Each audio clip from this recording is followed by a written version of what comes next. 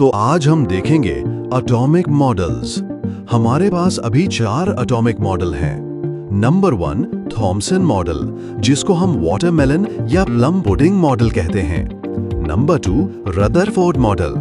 Number 3 Bohr's model और number 4 quantum mechanical model.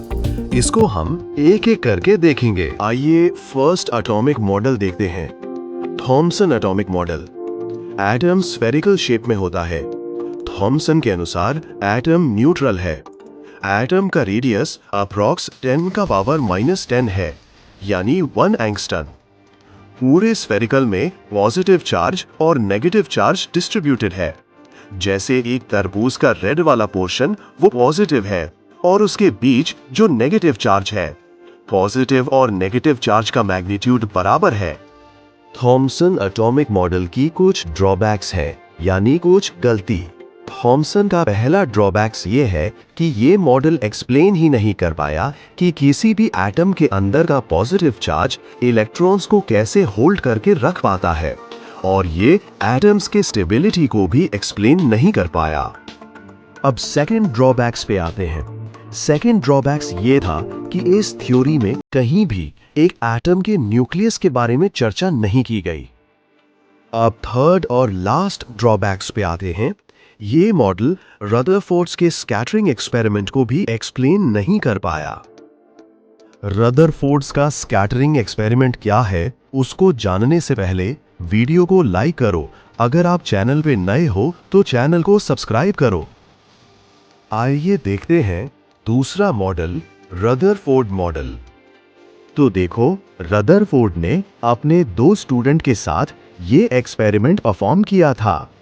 इस experiment को स्कैटरिंग एक्सपेरिमेंट या गोल्ड फॉइल एक्सपेरिमेंट कहते हैं। तो आइए इस एक्सपेरिमेंट को देखते हैं। आप जो ये बॉक्स देख रहे हो, इसमें अल्फा पार्टिकल्स का सोर्स है, जिसमें से अल्फा पार्टिकल बाहर आएंगे, और यहाँ पर बीच में 100 nm थिकनेस वाला गोल्ड फॉइल है और इसके अराउंड फ्लोरेसेंट स्क्रीन लगी है।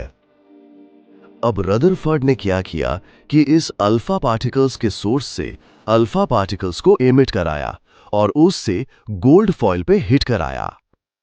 तो ये करने के बाद उन्होंने सोचा कि ऑलमोस्ट सारे अल्फा पार्टिकल इस गोल्ड फॉइल के एटम में स्प्रेड होकर डायरेक्टली पास हो जाएंगे।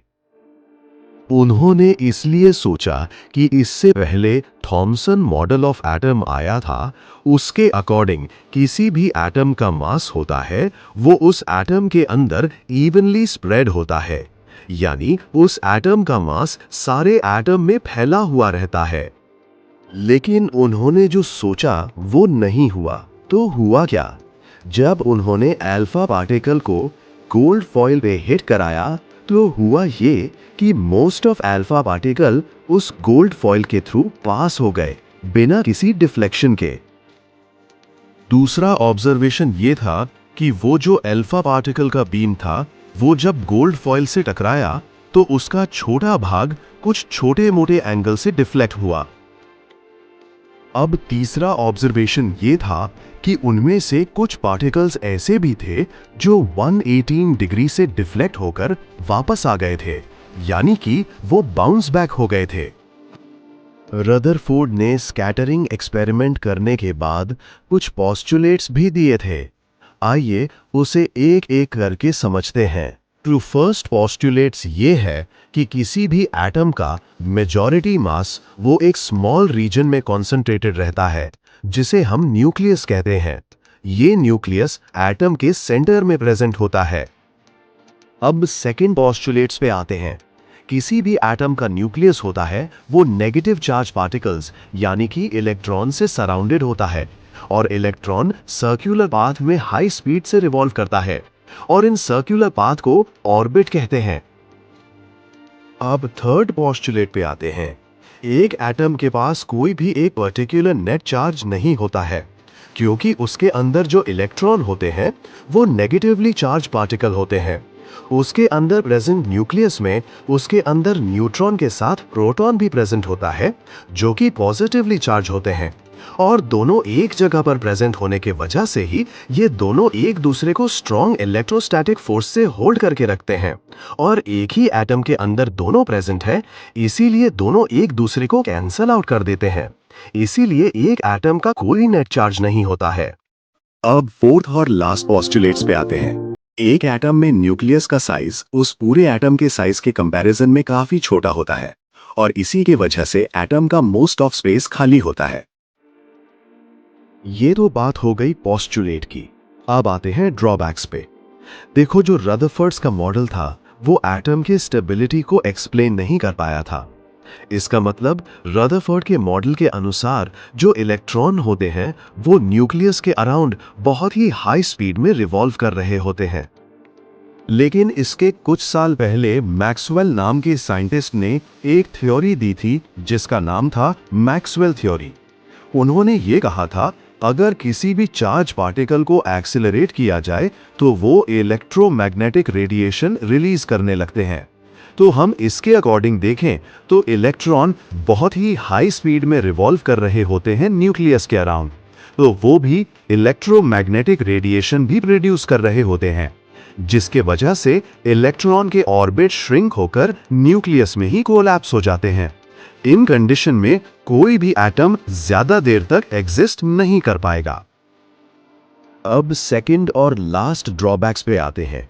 ये मॉडल इलेक्ट्रॉन के उसके ऑर्बिट में अरेंजमेंट के बारे में एक्सप्लेन नहीं कर पाया। अब थर्ड एटॉमिक मॉडल पे आते हैं, बोर्स एटॉमिक मॉडल। बोर्स ने एटॉमिक मॉडल के कुछ पोस्टुलेट्स दिए थे। आइए उसे एक एक करके समझते हैं। बोर्स मॉडल के अकॉर्डिंग जो नेगेटिवली चार्ज पार्टिकल्स यानी कि इलेक्ट्रॉन वो न्यूक्लियस यानी पॉजिटिवली चार्ज होता है, उसके अराउंड फिक्स्ड सर्कुलर पाथ में रिवॉल्व कर रहे होते हैं और उसी सर्कुलर पाथ को ऑर्बिट कहते हैं। आइए दूसरा पोस्टुलेट्स देखते हैं। किसी भी एटम में जब कोई इलेक्ट्रॉन किसी भी टाइप का एक्सटर्नल एनर्जी को गेन या अब्सॉर्ब करता है तो वो इलेक्ट्रॉन हायर एनर्जी की ऑर्बिट में जंप कर जाता है और फिर उसी ऑर्बिट में रहकर ही न्यूक्लियस के अराउंड रिवॉल्व करता है जब तक उसने एनर्जी अब्सॉर्ब किया है उसे दोबारा एमिट या रिलीज ना कर दे। फिर उसके बाद वही इलेक्ट्रॉन उस एनर्जी को एमिट या रिलीज करता है तो वो वापस उसी लोअर एनर्जी लेवल वाले पाथ या ऑर्बिट में जंप कर जाता है। जो एनर्जी लेवल चेंज हो रहे होंगे ये कभी भी कंटिन्यूअस मैनर में नहीं हो रहे होंगे। आइए तीसरा पोस्टुलेट्स पर आते हैं। किसी एटम में से जब कोई इलेक्ट्रॉन किसी भी टाइप की एनर्जी या रेडिएशन को इमिट करता है या फिर किसी भी टाइप के एनर्जी को एब्सॉर्ब करता है तो फिर वो एनर्जी इमिट या एब्सॉर्ब होगी वो कोई सर्टेन फ्रीक्वेंसी की होगी।